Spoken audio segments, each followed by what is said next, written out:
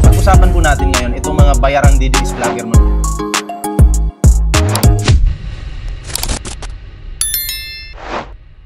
Ngayon mga pre, eto na. Bigyan po natin ito ng reaksyon. Etong video ito. Wait lang. Nagpo-prose na ako dito eh. Ito na. Bong Revilla at Jingo Estrada.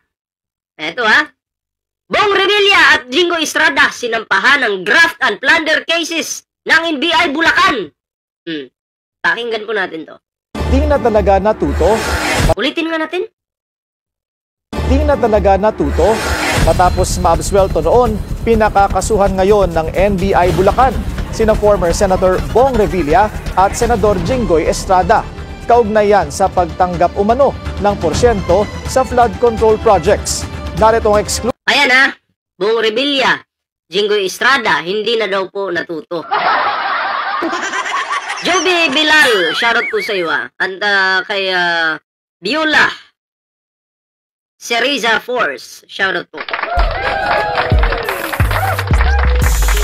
Hindi na natuto. Jinggoy Estrada at Bong Revilla mukhang magsasama na naman sa kulungan. Magsasama-sama na naman sa kulungan. Diba? Ang sakit nun. Ilang taon kayong nakakulong tapos inulit nyo na naman? Grabe. Sige, mamorsyento pa kayo! exclusive agenda report ni Ivy Reyes. Hindi naman si resigned Congressman Zaldico ang pinakamalaking pangalan sa listahan ng mga pinakakasuhan sa flood control scandal. Sa nakuhang dokumento ng Billionaire News Channel dated November 20, 2025, nagpasa ng motion to include additional respondents ang NBI Bulacan South District Office para Ayan yung pangako po ng ating Pangulo na December, maraming makukulong, may mga mahuhuli. Yan, kasama nga dyan sa listahan yata sila Bong Revilla, si Escudero, at yung iba pa, diba? So, ano sa tingin nyo? Sila po ba ay, syempre no bail yan Parang alanganin magpahuli to, magtatago to mga to. Parang Bato de la Rosa lang. So, pag nangyari po yun, malilinis po yung Senado. Diba? Malilinis po yung Senado. Kumbaga, ang mga matitira doon, matitino. Syempre, may matitirang DDS. Sino ba yon? Marcoleta. Pero parang may problema din yata yung si Marcoleta kasi sangkot din yung kanyang, yung pamilya yata niya sa flood control na yan. Pero, tingnan natin, no? Pero, para sa akin, maganda na yon. At least, mas maganda yung matitira sa Senado, yung mga matitino, kumpara dun sa mga gahaman. Diba?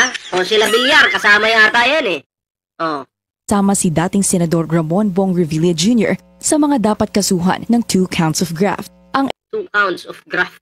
Ang bigat ng kaso nito. Grabe. Ayun sa mga bagong pasok huwag kalimutan mag-like, share, subscribe sa ating YouTube channel ngayon para naman po maging updated kayo sa mga uploads natin. Ayun syempre mga pre may TikTok, may Facebook po tayo dyan. Mga ano daw? Basahin natin to. Mga thunders, magsitigil kayo. Umanda na kayo. Kayong pinagkakatandaan. Sige na, umuwi na kayo. Mga thunders. PBBM forever. Mga thunders daw. May nag-comment kasi binasa natin. Ang ebidensya ng NBI ay base sa affidavit ni dating DPWH Undersecretary Roberto Bernardo na kasama rin sa mga pangalang ipinadadagdag nila. Senator Ramon Bong Revilla Jr. I have a close and friendly relationship with Senator Ramon Bong Revilla, and we go all the way back since the time of Amay Bisaya and Mayor Viseo, who first introduced me to the former legislator while I was still a district engineer in Laguna sometime in 2005 or 2006.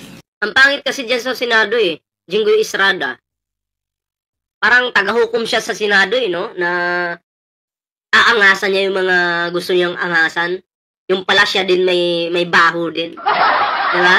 So, hindi dapat mayroon din tayong batasan na pag ikaw ay convicted na, bawal ka nang tumakbo ng kahit sa anong sangay ng gobyerno, 'di ba? Convicted ka na eh. Oh, halimbawa, ikaw, nagnakaw ka na, kung normal ka lang na Pilipino, nagnakaw ka lang ng saging, makukulong ka, ilang buwan, taon. Paglabas mo, mahirapan ka maghanap ng trabaho. Pero sila, paglabas, magiging senador pa yan eh. Napaka-unfair naman sa mga Pilipino na, di ba, na nakulong din. Eh, dapat hindi na kayo makatakbo sa kahit anong sangay ng gobyerno. Dapat may batas po tayong ganyan. Di ba? Ayon kay Bernardo, noong nakaupo pa si Revilla sa O kaya, nung kampanya po ni Pangulong Bongbong Marcos, hindi ko po ito binuto. Di ba? Nagpunta akong Pangasinan sa Alyansa. O nandun po yan, nakita ko si Bong Revilla doon. Pero sa panahon ng butuhan, hindi ko po siya binuto. Yabang ni Estrada sa Senate eh. Yabang no? Nakala mo kung sinong magnanakaw. Ay nako. Congress, humingi raw ito ng listahan sa kanya ng mga pwedeng pondohan na proyekto para makatulong sa kanyang election campaign. 25% umano ang hininging commitment ni Revilla sa kanya. Grabe, 25%. Sarap ng buhay niyo, Revilla. Anim na cardboard boxes na may hindi bababa sa 20 billion pesos at isang paper bag na may 5 million pesos ang itinurn over umano. 20 million in each box. And one paper bag containing 5 million pesos. Laking pera nito Ni Bernardo kay Revilla. Absuelto sa plunder case si Revilla noong 2018 kaugnay ng pork barrel scam. Ang co-accused noon ni Revilla na si Senador Jinggoy Estrada pinasasampahan din ng patong-patong na kaso ng NBI. Ayon sa NBI, ang personal relationship ni na Estrada at Revilla ay malaking factor. Bakit kaya sila absuelto noon? Kasi si Digong pa yung presidente, di ba?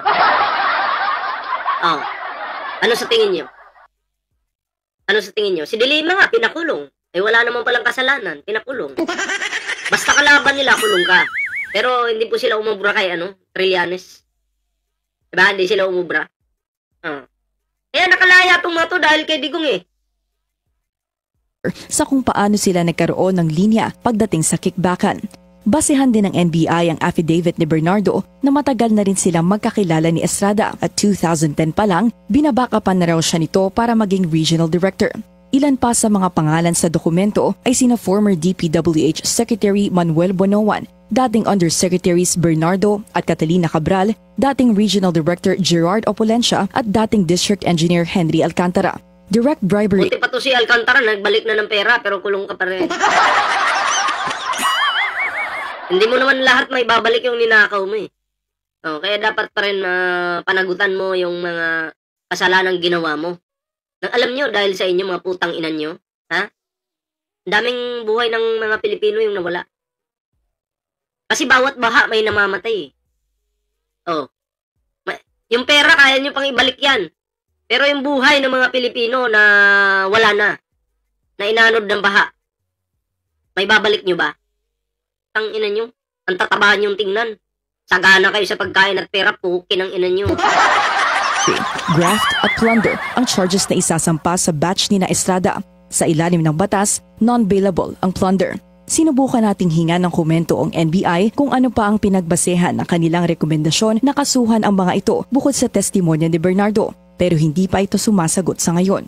Hindi pa rin nagbibigay ng pahayag ang kampo ni Revilla at Estrada. Para sa agenda, ang kampo nila Estrada at Revilla, nag-iisip pa ng palusot yan. Ano bang palusot na gagawin natin? Paano ba to? Ganyan. Dapat pag-aralang maigi para hindi tayo mabulok sa kulungan. Ganun po yan, di ba? Kayo, anong reaction nyo dito mga pre? Comment down below para naman po mabasa natin yung inyong komento at inyong mga reaction. Siyempre, sa hindi pa po nakakapag-like, share, subscribe sa ating YouTube channel, kalimbangin nyo na po yan, pindutin nyo na yan. Ayan na, para maging updated po kayo. At may TikTok, may Facebook po tayo dyan, kumpleto po yan.